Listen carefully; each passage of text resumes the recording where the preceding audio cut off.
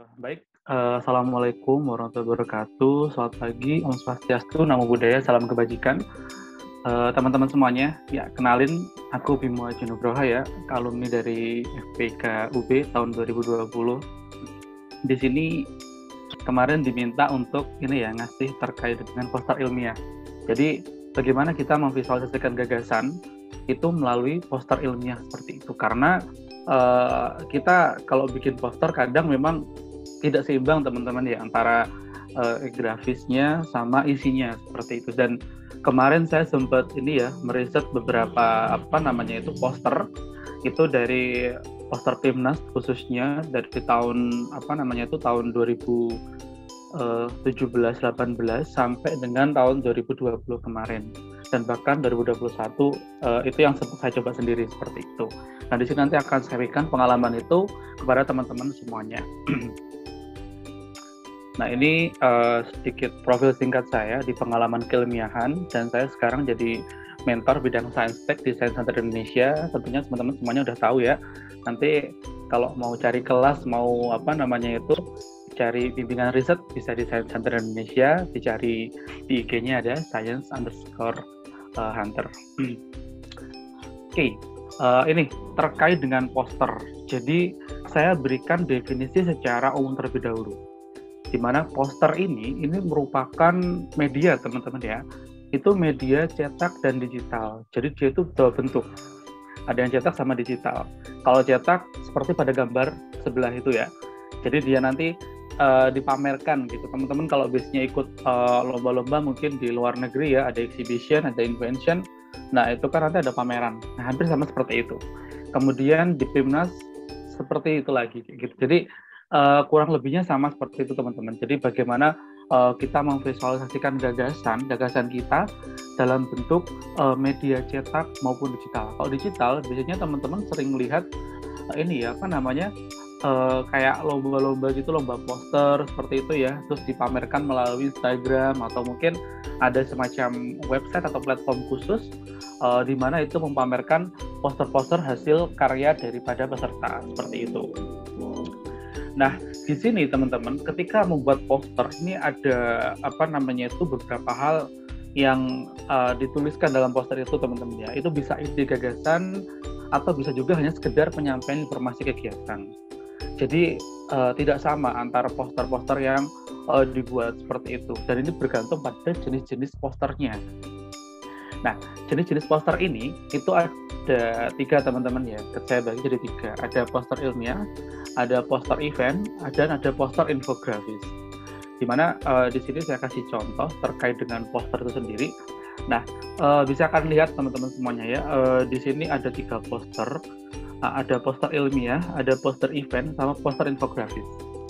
Nah, kalau misalkan poster ilmiah, tentunya teman-teman bisa dengan mudah memahami bahwa esensi dari poster ilmiah ini adalah untuk menyampaikan informasi hasil gagasan, menyampaikan informasi hasil penelitian, menyampaikan informasi terkait dengan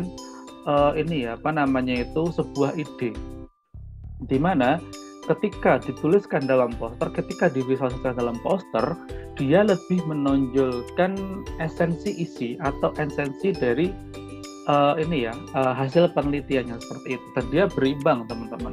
Mulai dari kenapa ada idenya ini, kenapa ingin melakukan penelitian ini atau tujuan, ada metodenya, ada hasil, semuanya ada teman-teman. Jadi dia lebih ke arah esensi daripada hasil penelitian itu sendiri. Sehingga kalau teman-teman bandingkan kepada semuanya ini, itu dari sisi isinya pun sudah berbeda teman-teman ya. Ketika teman-teman melihat poster event, dia akan lebih mengunggulkan pada sisi grafisnya. Ada beberapa hal yang mungkin dari event ini wajib ada, misalkan kayak tanggalnya kapan, terus waktunya kapan, jam berapa, ini tentang apa gitu kan, tapi hanya secara singkat. Dia itu tidak full isinya banyak, ada teksnya banyak gitu enggak. Tapi kalau poster event dia akan lebih menunjukkan pada ketertarikan teman-teman. Bagaimana membuat sebuah poster yang eye catching, bagaimana membuat sebuah poster yang visual grafisnya itu sangat menarik yang melihatnya gitu, sangat menarik orang yang melihat atau pembacanya, atau mungkin menarik audiensnya seperti itu. Karena dengan visual yang tinggi seperti ini, dengan visual yang sangat ramai, kemudian visual yang menonjol seperti ini, itu tentunya akan menarik orang untuk wah ada apa nih kayak gitu. Jadi ini berbeda teman-teman ya. Kemudian kalau poster infografis, teman-teman bisa lihat ya, poster infografis ini biasanya sering ada di Instagramnya Indonesia Baik, itu yang dikelola sama Kominfo ya.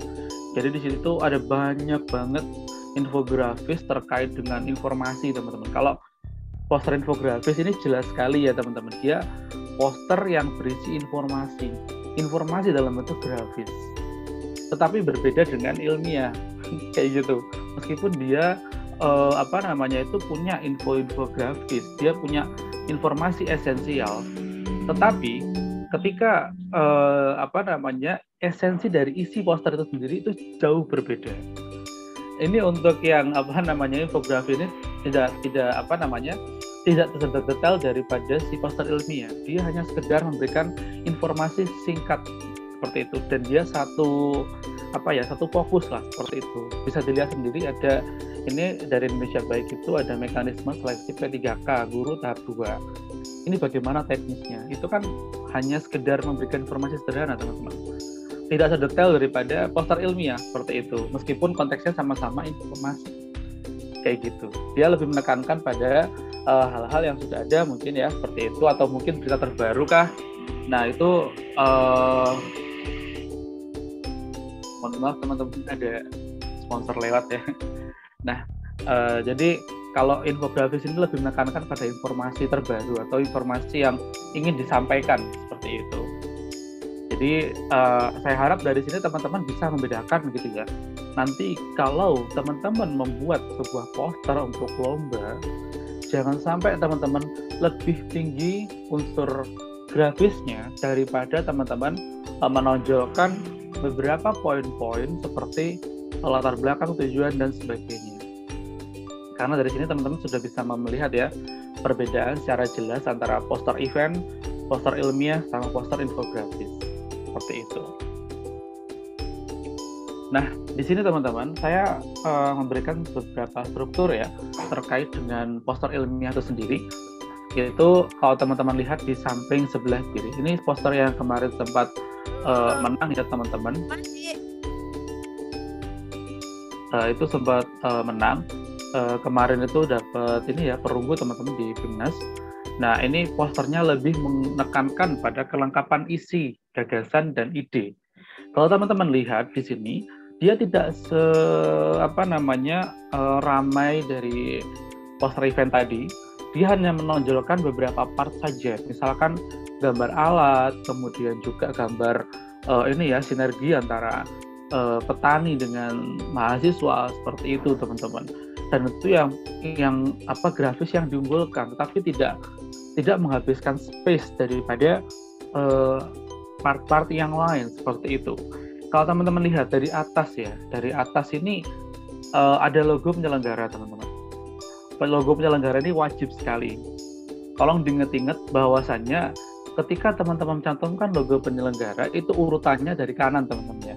Dari kanan itu adalah institusi yang paling paling kecil. Dalam artian paling kecil ini bukan gimana ya, tapi kayak semacam dia itu misalkan kita ikut lomba gitu ya, itu adalah institusi kita gitu, kita sebagai peserta gitu loh, kita sebagai peserta, nah itu ikut dalam acara tersebut gitu kan, jadi itu institusi kita sebagai peserta. Baru nanti ke kiri teman-teman ya, ke kiri itu dia semakin besar nanti, jadi dari kanan ke kiri itu semakin besar. Nah ini ada Bimnas 34. Bimnas 34 itu adalah acaranya teman-teman, acaranya. Jadi dia lebih besar daripada sebelah kanannya gitu. Semakin ke kiri semakin besar lagi. Itu adalah Kemdikbud. Jadi Kemdikbud ini kan dia yang paling atas teman-teman. Jadi dia kementerian yang menyelenggarakan Bimnasnya tadi dengan anggota atau dengan peserta dari kita, misalkan seperti itu. Jadi dari kanan ke kiri ini semakin besar logonya kayak gitu. Kemudian samping kanannya itu bagian wajib itu adalah bidang lombanya. Kalau teman-teman mungkin ikut bidang invention misalkan ya, teman-teman bidangnya itu mungkin teknologi atau mungkin kewirausahaan atau mungkin teman-teman ikut bisnis atau apa, itu bisa dituliskan di situ bidangnya bisnis misalkan seperti itu. Jadi itu untuk tanda pengenal teman-teman, tanda pengenal bahwa oh ternyata ini posternya itu tentang bisnis gitu kan, bidangnya terkait bisnis. Oke, dia akan membaca dari atas teman-teman nanti ya, akan membaca dari atas, melihat bagian bawahnya harus ada judul karya. Pastikan judul karya ini itu besar teman-teman ya. Jangan sampai dia itu ukurannya ya kalau ini kan ukuran ini teman-teman A2 ya kurang lebih ya A2-an. A2 itu 60 kali 80-an. Nah, teman-teman bisa mencoba untuk ini apa namanya itu mengukur ya fontnya gitu kan. Kalau saya biasanya pakai font untuk judul itu kurang lebih 50 ya. 50 PT kurang lebih 40 sampai 50-an PT itu untuk judul teman-teman, jadi biar terlihat jelas gitu ya, oh ternyata karyanya tentang ini gitu, tentang judulnya apa, pemanfaatan solar panel misalkan seperti itu besar teman-teman. Jadi apa namanya untuk ini ya supaya jurinya tuh tahu judulnya ini, dan kalau jurinya nanti menilai dia akan langsung kayak istilahnya paham lah gitu ya, oh ternyata ini pesertanya ini, judulnya ini udah jelas, centang kayak gitu.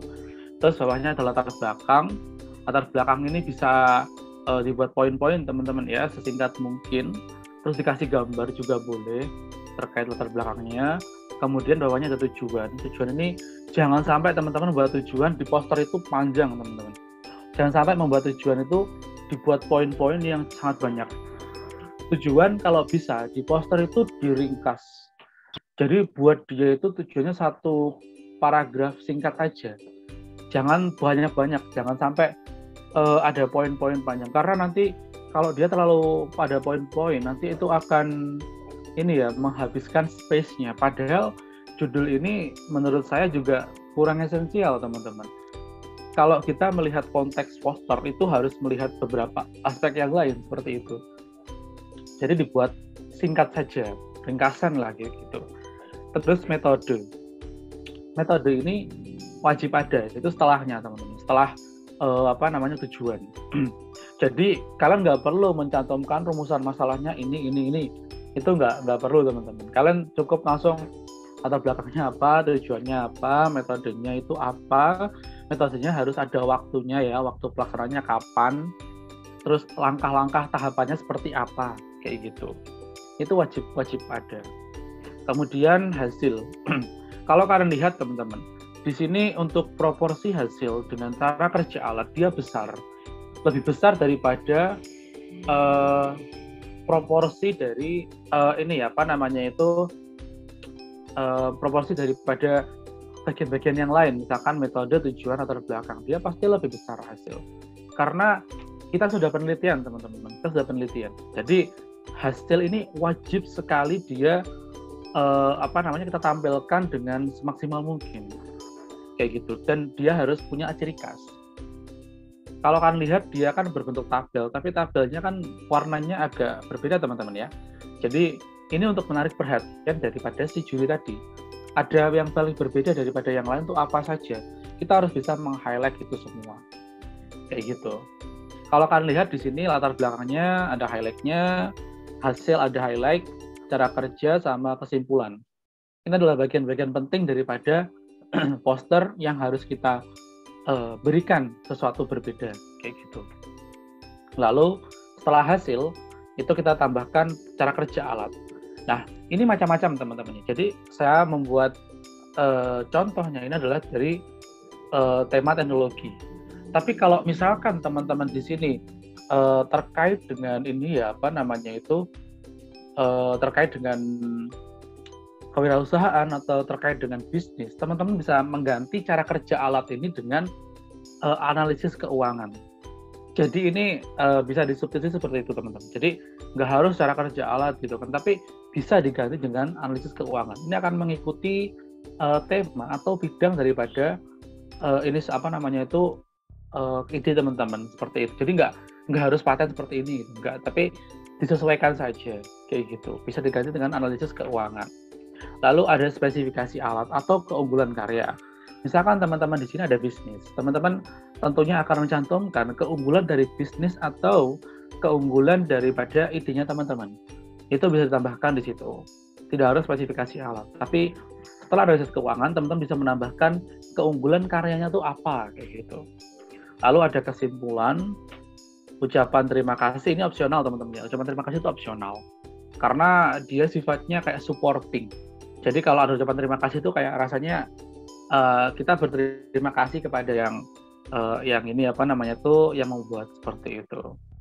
Ada referensi itu wajib ada di poster ilmiah seperti itu.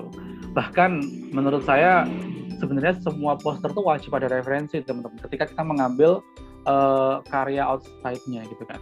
Nah makanya di sini teman-teman referensi ini wajib sekali ada, apalagi untuk poster-poster ilmiah, dan ini cukup besar space-nya kayak gitu. Jadi kalau misalkan di poster-poster biasa mungkin dia kecil di bawah gitu kan, tapi kalau untuk yang poster ilmiah ini cukup besar, kita harus cantumkan layaknya kita membuat daftar pustaka gitu.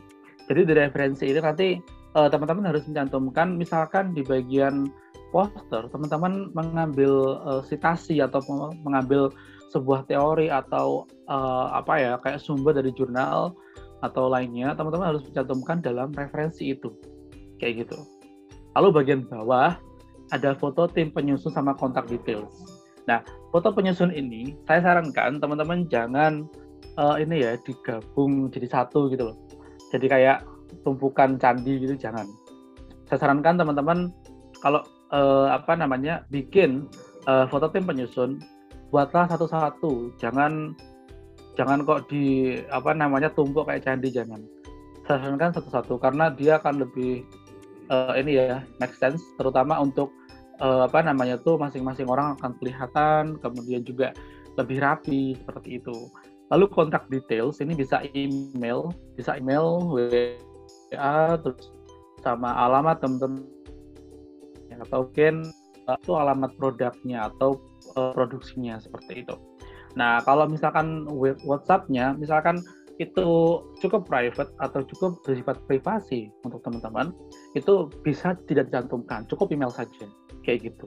Yang penting teman-teman ada kontak details, entah itu sebagaimana, bisa ditambahkan di situ. Dan bagian paling bawah adalah tagline teman-teman ya. Pasti tahu semua lah tagline itu kayak gimana gitu kan. Karena tagline ini nanti cukup memberikan nilai penyemangat ya teman-teman kalau dibaca sama jurinya. Juri itu pasti akan membaca dari atas sampai ke bawah. Di bawah ada cerita tadinya ini kurang lebih kayak gini teman-teman kalau untuk poster ilmiah itu. Dan dia sekali lagi saya ingatkan bahwa poster ilmiah itu lebih mengutamakan kelengkapan isi gagasan dan ide, bukan menonjolkan pada unsur grafisnya seperti itu. Jadi tolong diingat-ingat, kelengkapan isi gagasan dan ide itu yang paling utama seperti itu. Itu teman-teman. Oke. Terus ini adalah contoh teman-teman ya, contoh dari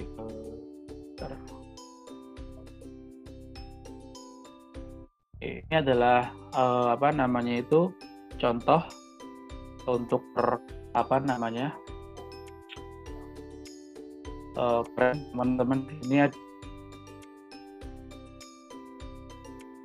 dari PKMPI, kedua PKM yang berbeda. Nah, ini saya kasih contoh terkait dengan proses teknologi, teman-teman. Bahwasanya kalian kalau lihat di samping kanan kiri, itu kan dia isinya lengkap, terstruktur, elegan, dan simple. Jadi bisa dilihat juga di sini bahwasanya poster ini tuh dari atas sampai ke bawah ini dia runtut, terstruktur sekali teman-teman. Dan dia juga menyeimbangkan antara grafis sama isinya. Lebih banyak pada grafisnya. Tadi sempat saya singgung bahwasanya ketika kita membuat poster teknologi, diunggulkan adalah alatnya, gambar alatnya seperti itu.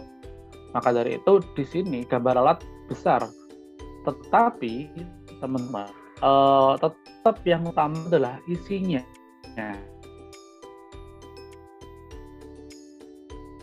bulan kerja atau prinsip kerja, kesimpulan semua gitu. Jadi make it simple and elegant, teman-teman. Kalau bikin seperti itu. Oke.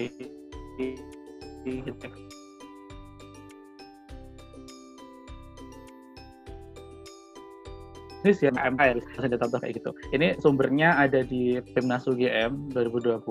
Di sini kalau kalian lihat bahwa warnanya berbeda. Kalau untuk poster-poster bisnis rata-rata dia lebih elegan, lebih eye-catching ya. Dan dia juga warna-warnanya lebih cerah, teman-teman ya. Untuk poster-poster yang sifatnya dia itu bisnis. Kalau kalian lihat di samping kiri sama kanan, itu dia kan simple gitu ya. Kalau tadi kalian lihat juga di poster sebelumnya, bagian tengahnya itu selalu dia datar, warnanya cerah gitu ya. Karena memang kita mengunggulkan karya, teman-teman. Kita mengunggulkan isinya untuk mudah dibaca, untuk kelengkapan isi, bukan terkait dengan estetika kayak gitu. Estetika itu nomor 2, teman-teman. Jadi ini lebih simple, bahkan lebih sederhana. Bahkan yang kiri itu sangat sederhana sekali. Dapat emas, teman-teman. Yang samping kanan dapat perak ini kan. Kemarin si Engge ya dari UB. Itu seperti itu, teman-teman. Jadi kalau untuk poster-poster ilmiah, pastikan bagian space tengahnya itu untuk teman-teman menuliskan isinya itu tolong dipastikan bahwa dia datar background-nya dan tidak ada gradasi yang mengganggu. Pastikan warna-warna cerah agar tulisan teman-teman juga tidak terganggu oleh background yang ada, seperti itu. Nah, di sini saya memberikan beberapa hal yang harus diperhatikan terkait pembuatan poster ilmiah kayak gitu. Nah, di sini bisa dibaca lagi teman-teman bahwa saya highlight utamakan kelengkapan isi dan kemudahan pembacaan. Nah, dari sini teman-teman, saya menggarisbawahi beberapa hal yang harus diperhatikan untuk membuat sebuah poster ilmiah. Yang pertama itu adalah desain harus sesuai dengan bidang kompetisi atau ide. Karena apa? Ciri khas masing-masing ide itu berbeda. Di mana poster dengan ide bisnis harus lebih cerah dan eye-catching daripada teknologi. Karena kalau kalian bisnis, otomatis kalian tuh harus bisa salesnya tuh harus tinggi, teman-teman. Bagaimana kalian bisa menarik orang dengan produknya kalian, kayak gitu. Jadi ciri khas masing-masing ide ini berbeda, jadi harus disesuaikan. Nggak bisa digeneralisir, teman-teman, antara ide dengan tema teknologi, ide dengan tema bisnis, ide dengan tema pengabdian, itu jauh berbeda. Jadi harus disesuaikan dengan masing-masing bidang tadi, kayak gitu. Lalu buatlah layout poster. Layout poster ini akan saya jelaskan setelah slide ini. Itu ada 1 bilah vertikal, ada 2 bilah letter U, dan 3 bilah letter W. Jadi harus disesuaikan. Kalau yang kalian lihat di samping kiri ini, dia letter W ya, teman-teman. Jadi dia 3 bilah, gitu. Dibagi jadi 3 kolom, dia itu. Nah,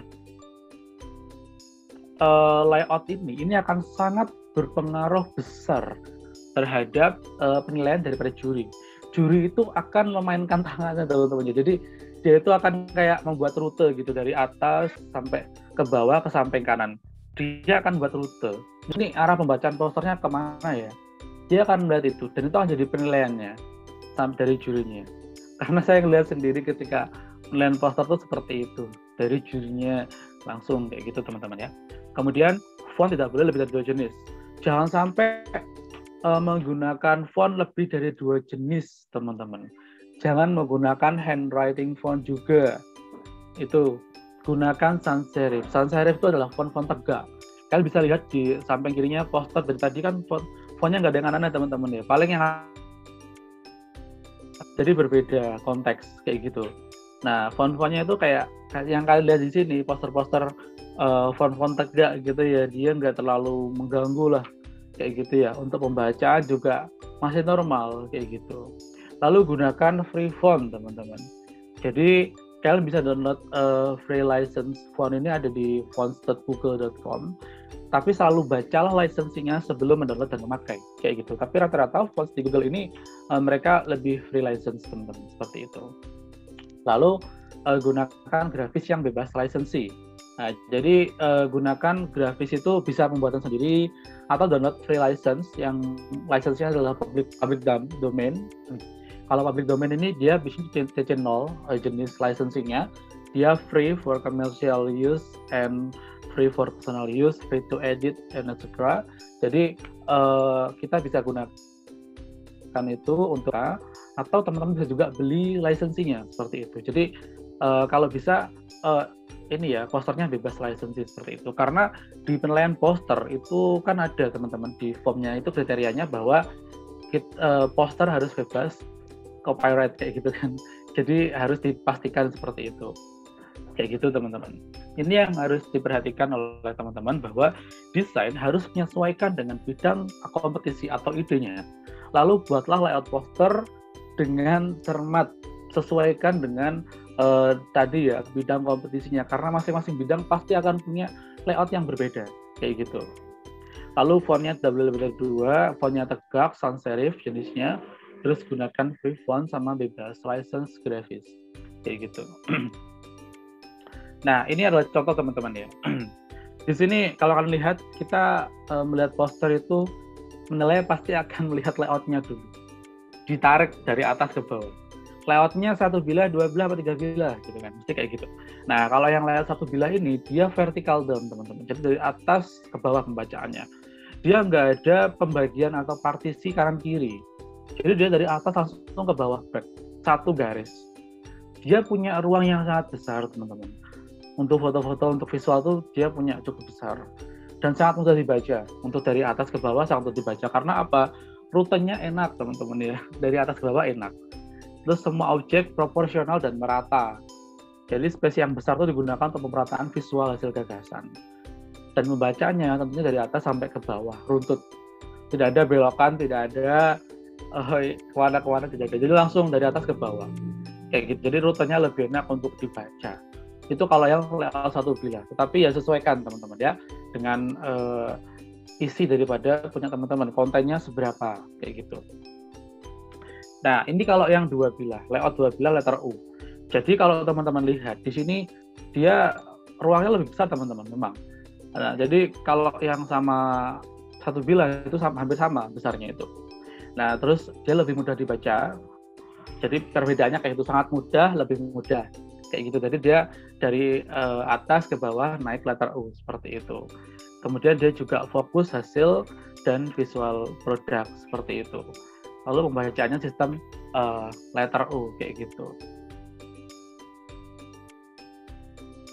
Oke.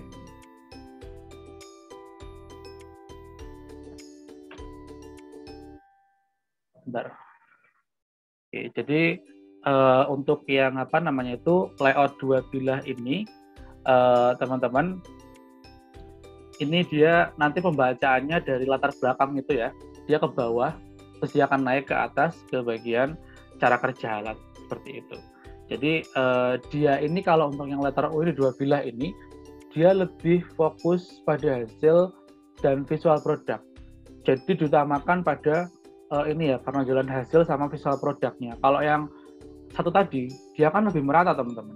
Dia lebih merata untuk yang hasil sama visual produknya seperti itu. Kalau yang ini dia lebih seimbang antara hasil sama cara kerja alatnya.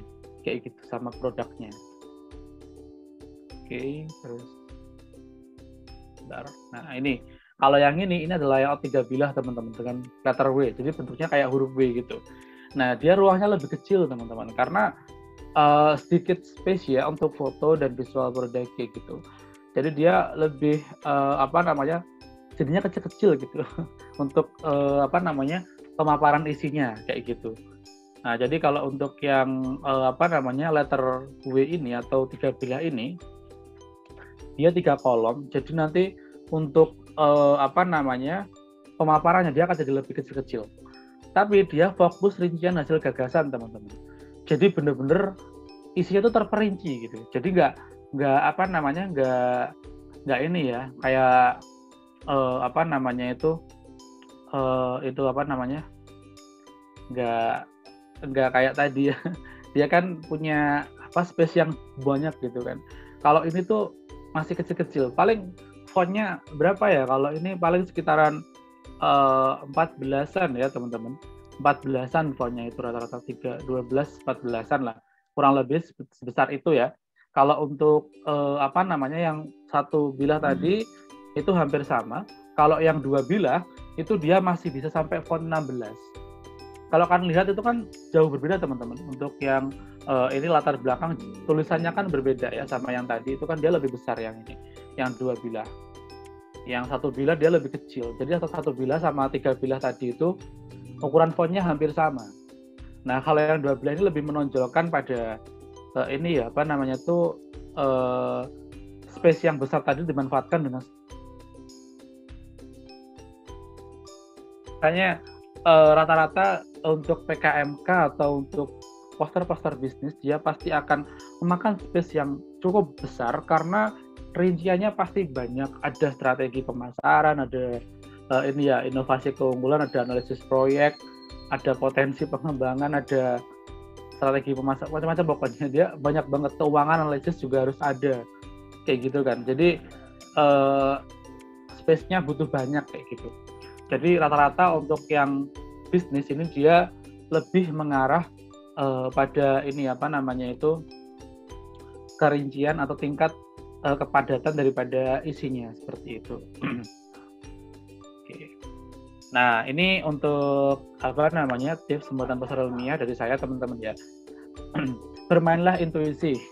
Jadi sekali lagi poster ilmiah itu memadukan antara seni dengan pengalaman ilmiah. Kalian tidak bisa membuat poster ilmiah hanya dengan berpengalaman seni saja. Seni itu akan mengantarkan kalian untuk membuat sebuah poster dengan artistik yang bagus. Tetapi kalau pengalaman ilmiah nanti akan mengantarkan kalian untuk membuat sebuah poster yang memusatkan pada kelengkapan isi atau konten kayak gitu. Jadi kalau untuk pembuatan poster ini pastikan teman-teman juga punya pengalaman ilmiah di mana teman-teman memperhatikan terkait dengan poster-poster yang dulu pernah menang seperti apa sih sebenarnya. Poster-poster yang dulu pernah menang itu strukturnya seperti apa sih gitu kan. Kalau teman-teman melihat poster-poster di Instagram terkait dengan dari mungkin EMK atau mungkin dari poster-poster event yang lain, nanti takutnya ada mispersepsi teman-teman kayak gitu. Karena rata-rata itu kan poster event teman-teman, bukan poster ilmiah kayak gitu. Jadi harus dipadukan antara pengalaman ilmiah sama seninya. Saya dari kemarin tuh memperhatikan teman-teman ya, poster-poster yang menang PIMNAS itu seperti apa. Dari poster saya sendiri saya perhatikan juga gitu kan, kok dia lebih simple dan dia lebih terstruktur, dia lebih nggak aneh-aneh gitu kan. Ternyata memang itu yang diutamakan adalah isinya, bukan seninya kayak gitu.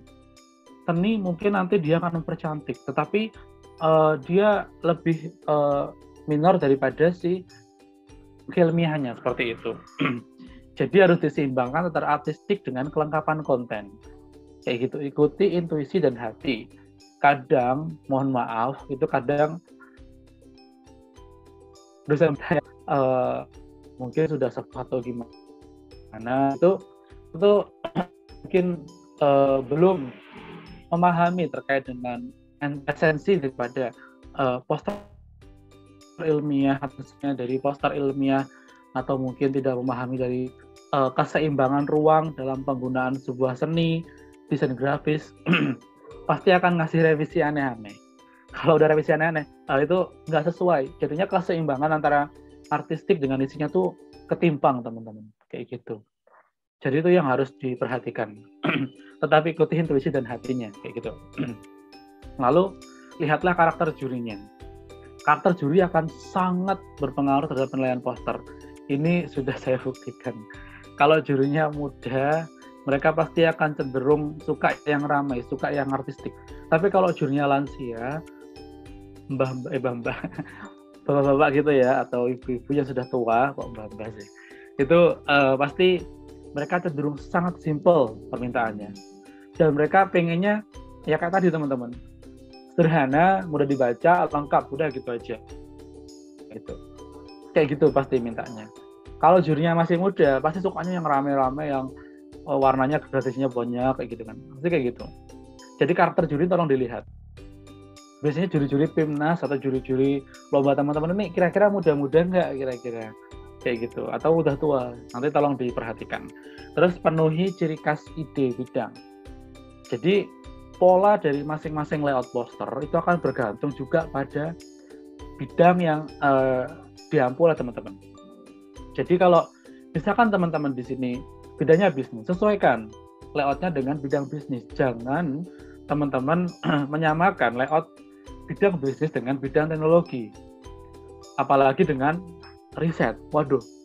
Apalagi kalau riset teman-teman ya, eksakta, ide-ide atau lomba-lomba bidang eksakta, itu akan sangat berpengaruh teman-teman. Dia berbeda sekali. Sangat jauh berbeda dengan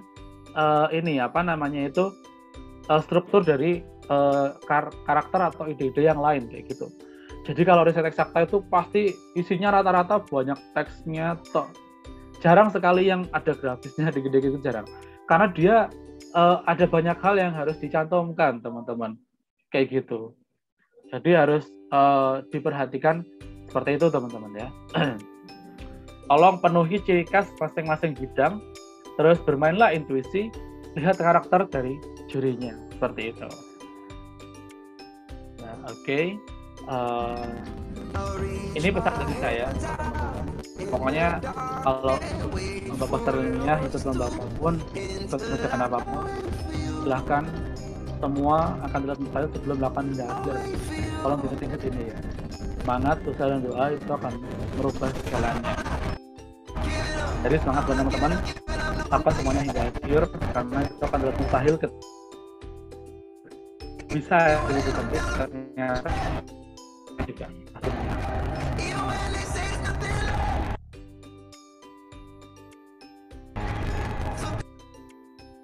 Ya, terima kasih. Sekian dari saya. Bisa kontak-kontakan via Instagram boleh, Instagram juga boleh. Terima kasih.